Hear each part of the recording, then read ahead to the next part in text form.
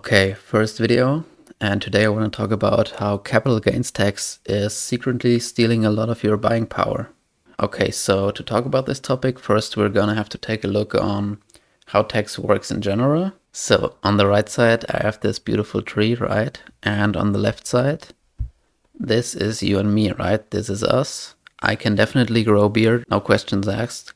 And we don't discriminate, so this is also us. These two people, you and me, this is us. So what happens is when you get, let's say, apples from this tree, or you get any source of income, you are gaining buying power, right? You can buy things you like. You have more power to go out and get things. So what happens is whenever you get buying power, the government wants to take part. So this guy shows up and he wants some of your apples. What does he want to do with it? Well, for example, he could be going to a Pacific Island, right? Oh wait, that's not in the script. What I meant was building streets, street lights, and so on and so on. So that's how the government gets their money, and they can benefit the people with it. If you look at it in a more realistic scenario, then you would have your corporate office job, you would get some money, and this guy would take some of your money. What do you usually want to do with your money? You want to spend it. What do you want to spend it on? Well, it's you and me, so what do we want to spend our money on? Basically this, or maybe this, or this, or some of this. Just the usual things. So, what happens when you don't spend all your money instantly? You take it to the bank or whatever, you have it under your mattress. What happens is inflation hits. And what inflation does is the amount of money you need to buy whatever thing you want goes up. So here we have our prices going from 1,000 to 1,400. So what's really happening is you basically get punished for holding your money, because if you spend it right away, you could have gotten more things than if you held it until a later date. So basically you are losing buying power over the years. Now, you and me, we're not dumb, right? So what we're gonna do is we're gonna go to these guys and we're gonna buy something that keeps our buying power for us. Could be stocks, could be gold, could be whatever you want. You basically want to keep your buying power. And in the best case scenario, you would make gains on top of that. So you would not only preserve your buying power, but you would make a gain in buying power on top of that. But in this scenario, we're just gonna look at basically hedging inflation, keeping your buying power. So if you kept your buying power, we go to these guys and we would be keeping our buying power. So our asset will increase from 1,000 to 1,400. Now, at the beginning I said the government wants to only tax gains in buying power. Your buying power in this instance, it doesn't go up, right? The things you want to buy, they went from 1,000 to 1,400, and the thing you have your money in went to 1,000 to 1,400. So your buying power is the same. It was already taxed in the beginning. This guy already took his share. He has what he deserves, and it's basically your money, right? So what happens is these both go up, and the number associated with them went up by 400, right? But your buying power did not increase. Now, at this point, I'm going to explain a concept called stealth tax or cold progression. This has been in the media a lot, and it's talked about in politics. A lot of people know about it. So this is not really what I want to talk about at length, but it's good to understand the concept. So here we have the tax brackets. And usually when you earn more money, it means you have more buying power than someone else. So the government is taxing you with an increased rate. They take more of your money. Now, what happens with inflation is, even though your buying power may not be going up, let's say you're in the second tax bracket in the bottom, you would be taxed 12%. But if you were earning, let's say, 40K, so on the top of that tax bracket, and inflation hits, you might be earning 48K, right? Because you want to keep your buying power. your salary will be going up. So you might earn 48k now for the same amount of buying power. What happens is you go up into the next tax bracket. The government thinks you have more buying power than before because you earn more money on paper, and they would take 22% instead of 12%. That's known as a stealth tax, and this is a commonly known issue. What happens usually is every year or every couple of years, the government will increase the tax brackets to match the inflation rate so that these stealth taxes don't get imposed on you, right? But what no one's talking about is what I had here previously. In capital gains tax, it doesn't really work this way. You're buying an asset and it increases in price, right? Like this, maybe like this. And the government taxes you based on that. Now, what they should be taxing you on is increased buying power, right?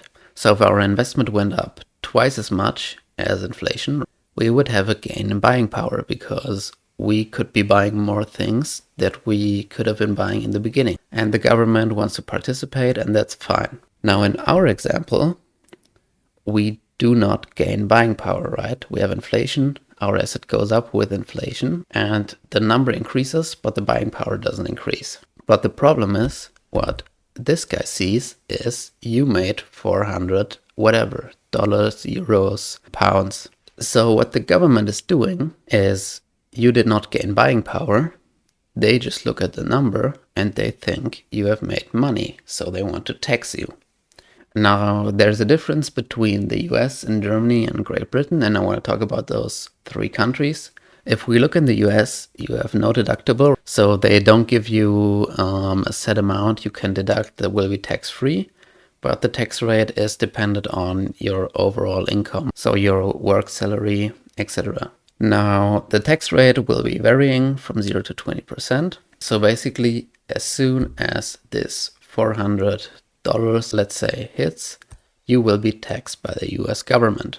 Now, Germany has a higher tax rate, 25%, but Germany has a €1,000 deductible. So in our example, where we only gain 400 euros, Germany would not be taxing you because you are below the deductible of 1,000 euros, right? So your gain would be zero. They would not be taxing you. The UK has a deductible of 3,000 Great British pounds. So even better, right? You can have even more gains and they will not be taxing you. But neither of these countries have inflation adjustment. So basically, if inflation pushed the prices of your assets up by, let's say, 900 euros, and you made an actual gain of 300 euros, they would be taxing you on those 300 euros, even though the actual gain you made would be below the deductible. They're not adjusting the number. Now, this is problematic in three cases. First, you have a lot of money. If you have a lot of money invested, then the deductible is not going to do as much for you as it covers less percentage of your money. If you have 10k, the deductible is 10% in Germany or 30% in Great Britain. So you could be making gains of 30% of your money and would not be taxed. If you have 100k, it's 1% and 3%. The second relevant case is when inflation on a yearly basis is really high. We have seen inflation back in 2021, 22, I believe, of like 9 or 10% even, depending on which country you're looking at. So 10% inflation on, let's say, 10,000 euros or whatever, that's already covering your deductible in Germany. And the third case is if you have something invested for a lot of time without selling it. So what's happening is the inflation hits every year, the price goes up and up and up, and you're only able to claim the deductible once. Now, if we're going to be looking at real data, then you can see the inflation from 2012 to 2025 in the US has been 40%, in the Eurozone about 33%, and in the UK like 51%. So if you bought anything, let's say a stock or a house, housing taxation is different, right? We're not going to get into that, or maybe gold or something.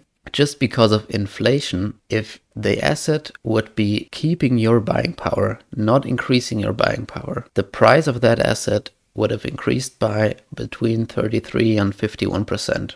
So basically, you would not have gained any buying power, but the government would think that you made a profit of whatever, 33, 40, 50%, and they would tax you on that.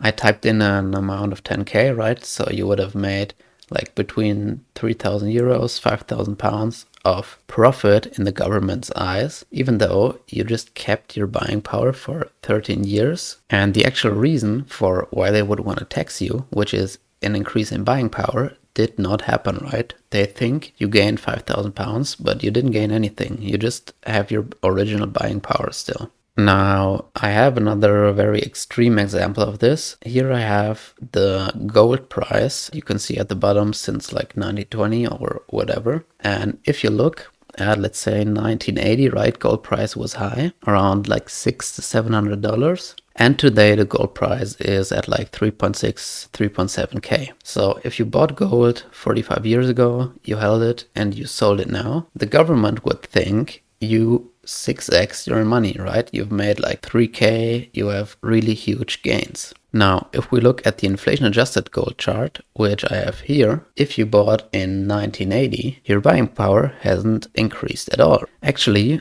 through most of the time, your buying power has decreased, right? If you bought in 1980, you bought at the peak, and then your gold basically lost buying power. Now it's gone back up. And in terms of buying power, you wouldn't have made pretty much any gains. So the government really shouldn't tax you. Yet the government would be looking at this chart and they would take 25% of whatever the number went up by, which is a lot of money in this case. So how can you circumvent it? One way is to sell your asset, whatever you have, every year. If you sell your asset every year, in the US you're just fucked basically. But if you sell your asset, right, in Germany and in the UK, you can claim your deductible every time. So if I have a stock, I've made a gain of 1,000 euros, I sell my stock and I buy it back immediately and I will get my deductible. And basically the gain that I already had will not be taxed in the coming years. Now, this is good with, let's say, stocks, but it isn't really good when you have a house, right? When you have a house and you have it for a couple of years and it goes up a lot, you can't really sell and buy back a house immediately. So yeah, it works in some ways, it doesn't work in some other ways. Now, what you might be saying is, well, the tax rate is lower, right? In high taxation countries on your income tax, you might be paying like 30 to 40%. And the tax rate of like 0 to 20%, 25%, 18 or 24%, it seems pretty low.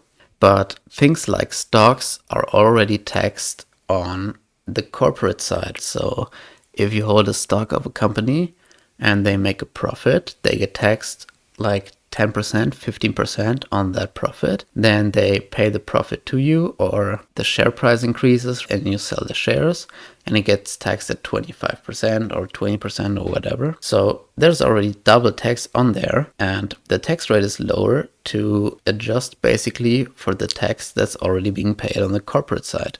So yeah, that's not really anything to do with inflation. And I don't know, I haven't seen this in public discourse. I haven't seen this in politics or anything, but it is a real problem, I believe. And yeah, you should not be taxing people for keeping their buying power, and you're punishing them for it. And so that's why I made this video. Let me know what you think. Let me know what else you want to see. Give me feedback, whether I'm too boring or too fast or too slow or whatever. Please subscribe, help me on this journey, and see you in the next one. Goodbye.